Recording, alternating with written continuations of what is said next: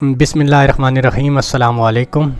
میں اپنے تمام دیکھنے والے ویورز کو اپنے چینل بیسکس آف اسلام میں خوش آمدید کہتا ہوں۔ اچھا دوستو، آج کی ویڈیو میں ہم نماز جنازہ کے اوپر بات کرنے والے ہیں اور دیکھیں گے کہ نماز جنازہ کی اہمیت کیا ہے اور اس کو ادا کرنے کا کیا طریقہ ہے۔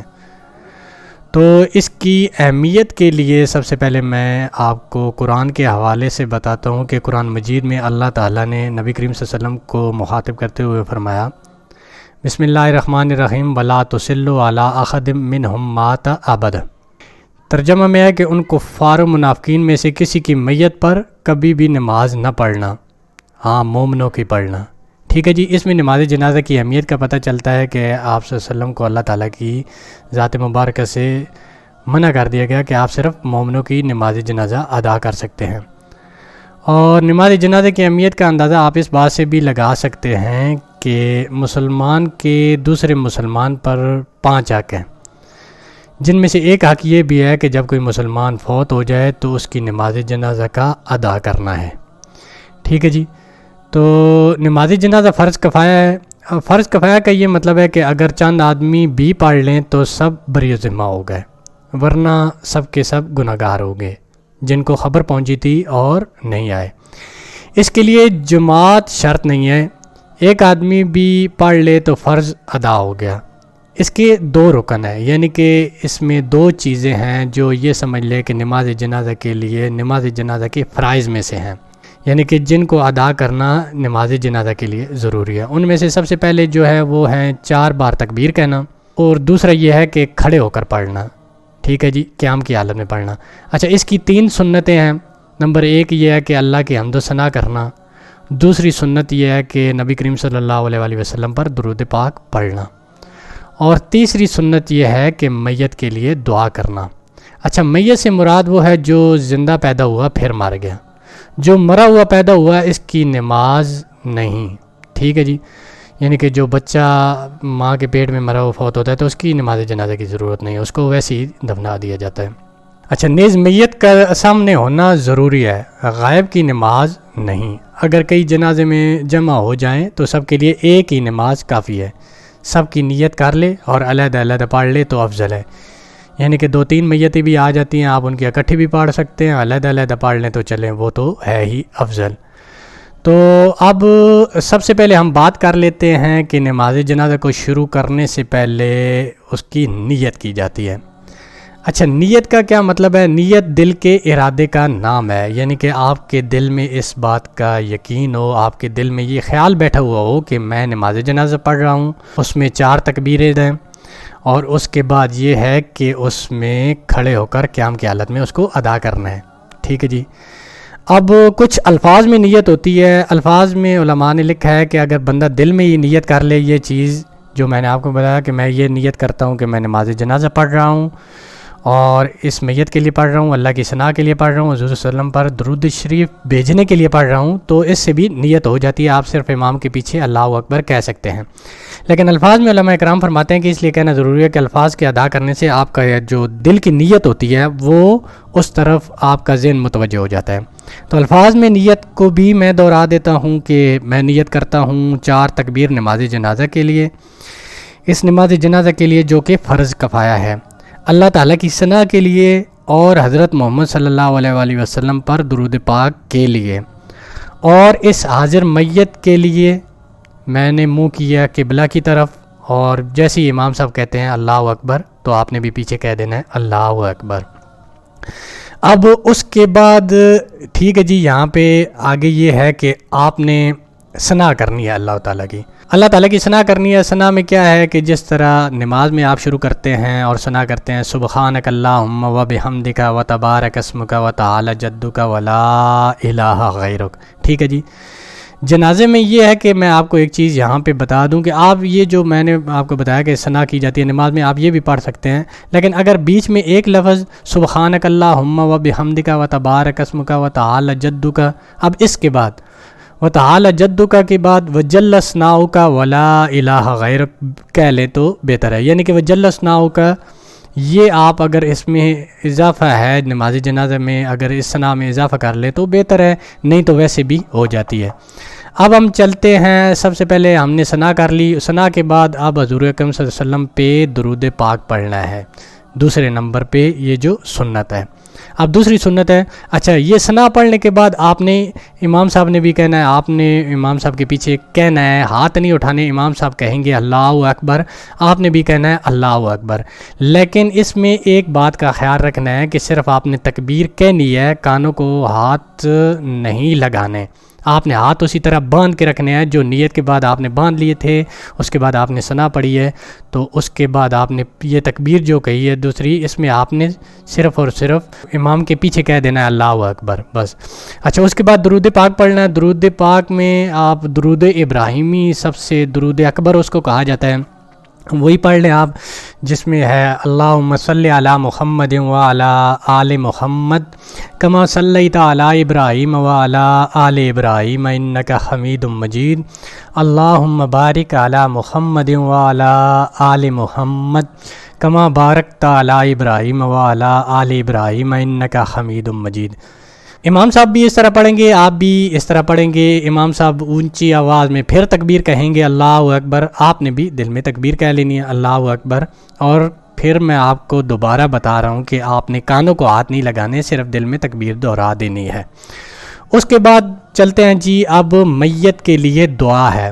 اب یہاں پہ میت کی 3 اقسام ہیں، ایک بالغ، چاہے وہ مرد ہے عورت ہے، اس کے لیے علیحدہ دعا ہے، ایک بچہ نابالغ بچہ، ایک ہے نابالغ بچی۔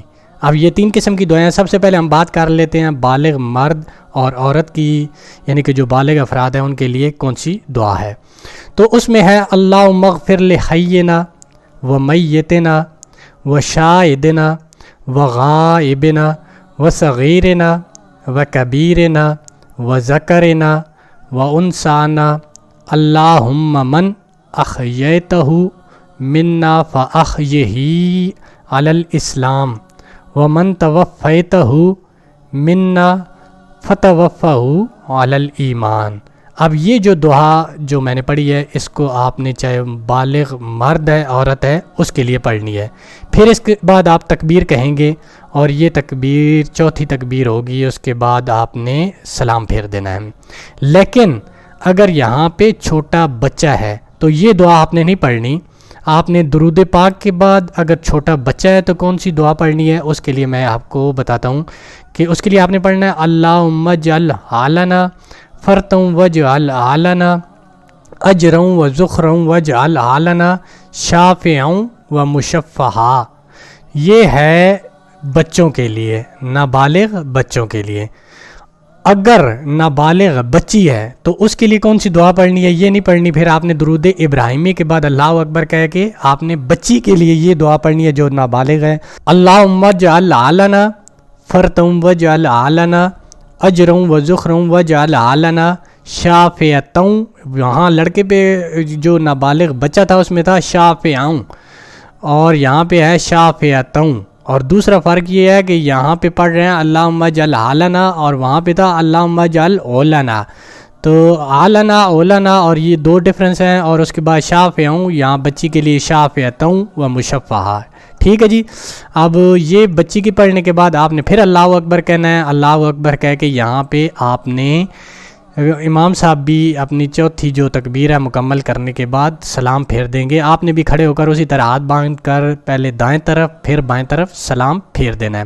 اچھا اب یہاں پہ ایک چیز میں آپ کو بتا دوں کہ مثال کے طور پر کوئی آدمی نماز جنازہ سے لیٹ ہو گیا، وہ پہنچتا ہے، مثال کے طور پر امام صاحب پہلے کی 3 تکبیریں کہہ چکے ہیں، صرف دعائیہ کلمات رہ گئے ہیں جو میت کے لیے ادا کرنے باقی ہیں۔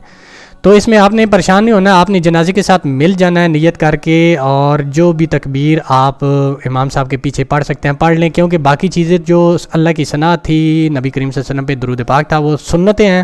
اب آپ کی سنتیں کو اپنے جنازے کو کمپلیٹ کرنے کے لیے یہ کرنا ہے آپ نے کہ جب امام صاحب اپنی چوتھی تکبیر پڑھنے کے بعد کھڑے ہاتھ باندھ کر دائیں طرف سلام پھیریں گے، تو آپ کی جتنی بھی تکبیریں رہ گئی ہیں ٹوٹل 4 تکبیریں، اگر آپ کی 2 رہ گئی ہیں تو 2 دفعہ آپ نے، اور اگر 3 رہ گئی ہیں تو 3 دفعہ جلدی جلدی امام صاحب نے دائیں طرف سلام پھیر رکھا ہوگا، آپ نے صرف اتنا کہہ دینا ہے تکبیروں کو مکمل کرنے کے لیے، اللہ اکبر اللہ اکبر اللہ اکبر۔ 2 رہ گئی ہیں تو 2 دفعہ، 3 رہ گئی ہیں تو 3 دفعہ۔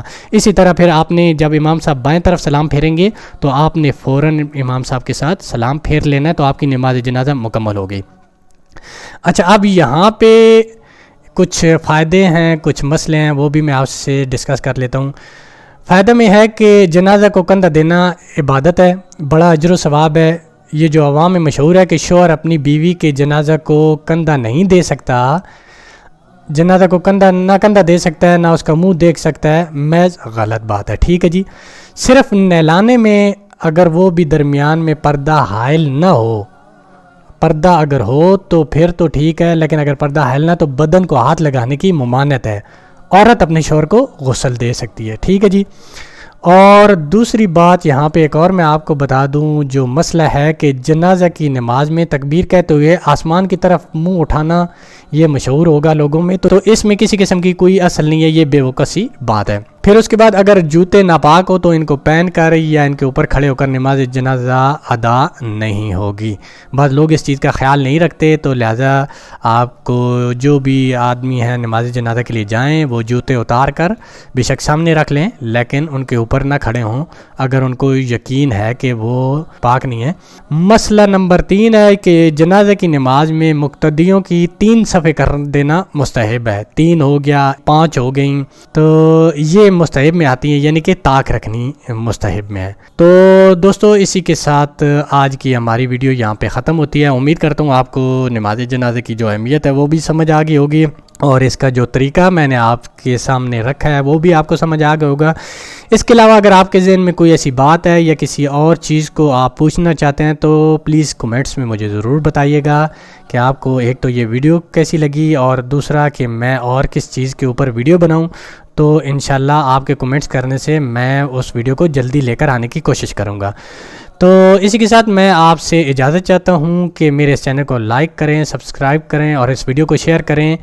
میں ایک چھوٹی سی ریکویسٹ آپ سے یہ لائک، سبسکرائب اور شیئر کی اس لیے کر رہا ہوں کہ میں نے یہ جو چینل بنایا ہوا ہے، یہ بتانا صرف یہ مقصود ہے کہ آپ میری سپورٹ اس طریقے سے کر سکتے ہیں کہ میرے چینل کو سبسکرائب کر کے اور اس کو واچ ٹائم دے کے کہ میں نے اس کا کچھ حصہ غریب بچوں کے لیے مختص کر رکھا ہے۔